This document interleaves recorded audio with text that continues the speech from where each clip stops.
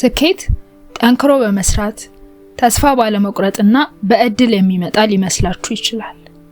ሁሉም ግን ራሳችሁን ካላወቃችሁ ከንቱ ነው። ብዙዎች ሌሎችንና ዓለምን ለመለወጥ ይሞክራሉ። ራሳቸውን ለመለወጥ የሚሞክሩ ግን ጥቂቶች ናቸው። ራስን ማወቅ ሐሳባችሁን፣ ስሜታችሁንና ድርጊታችሁን በግልጽ መረዳት ነው።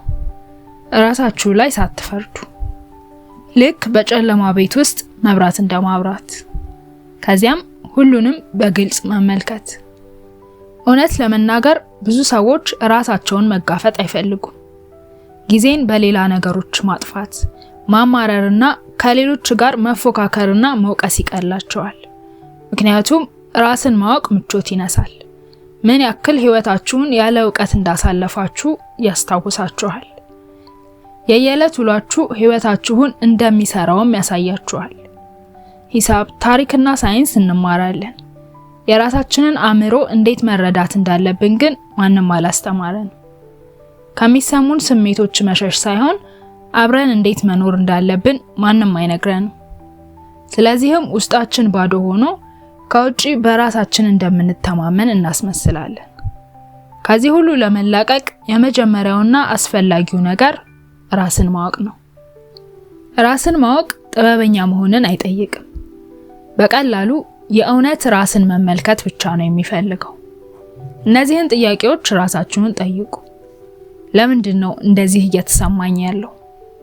ምንድነው ለመሸሽ ወይም ለማስወገድ እየሞከርኩ ያለሁት?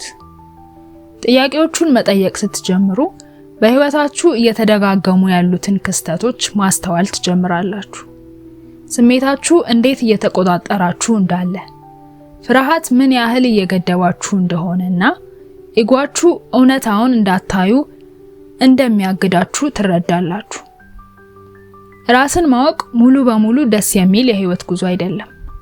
ምናልባት ደግነታችሁ ከፍርሃትና በሰዎች ላለመጠላት የምታደርጉት እንደሆነ ሊያሳያችሁ ይችላል። በራስ መተማመን የመሰላችሁም ሰዎች እንዳያጠቋችሁ አስቀድሞ ለመከላከል ያዳበራችሁት የማስመሰል ልምምድ ሊሆን እንደሚችል። እውነታውን ማወቁ ግን ሁሌም የተሻለና ነፃ የሚያወጣ ነው። ስታውቁት ለመቀየር እድሉ ይኖራችኋል። ውስጣችሁን ስትለውጡ የውጭ ዓለምም መለወጥ ይጀምራል። ራስን እንዴት ማወቅ ይቻላል? 5 ቀላልና ጠቃሚ ራስን ለማወቅ የሚረዱ ልምዶችን ቀጥሎ ነግራችኋለሁ። አንደኛ፣ ለብቻችሁ ጊዜ ማሳለፍ።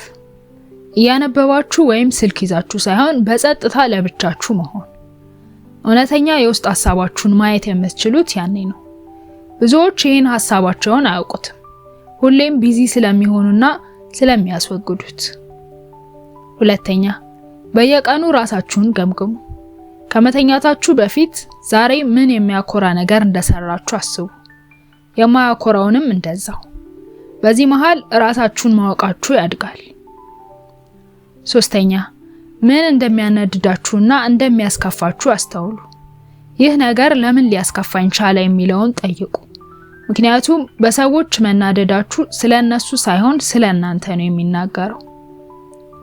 አራተኛ፣ ራሳችሁ ላይ አትፍረዱ። መጥፎ ነገር ስለ ራሳችሁ ስትመለከቱ ራሳችሁን አታሳፍሩት። ጥፋተኝነት ስለተሰማችሁ ሳይሆን ራሳችሁን ስለተረዳችሁት ነው ለውጥ ማምጣት የምትችሉት። አምስተኛ፣ ጻፉ ወይም ከራሳችሁ ጋር አውሩ። መጻፍ፣ ድምጻችሁን እየቀዳችሁ ማውራትና ማሰብ አእምሯችሁ እንዴት እንደሚሰራ እንድትረዱ ያግዛችኋል። ሙከራችሁ ፍጹም ለመሆን ሳይሆን ለማወቅ ነው። ፍጹምነት እውነትን ሲደብቅ፣ ማወቅ ግን እውነትን በግልጽ ያሳያል። ይሄን ሁሉ አድርጋችሁ ራሳችሁን ካወቃችሁ በኋላስ ምን ይፈጠራል? ራሳችሁን ስታውቁ ህይወታችሁ መረጋጋት ይጀምራል። ለነገሮች የችኮላ ሳይሆን የታሰበበት ምላሽን መስጠት ትጀምራላችሁ። የመጣውን ሁሉ ፋሽንና ልምድ መከተልና የሰዎችን ተቀባይነት ለማግኘት መታገል ታቆማላችሁ። ምክንያቱም የምትፈልጉትን ለይታችሁ ታውቃላችሁ። ሰዎች መስመራችሁን እንዳያልፉ ገደብ ታበጃላችሁ። ሰላም ከማይሰጧችሁ ነገሮች ትርቃላችሁ። ውሳኔዎቻችሁ ከፍርሃት ሳይሆን ከማስተዋል የመነጩ ይሆናሉ።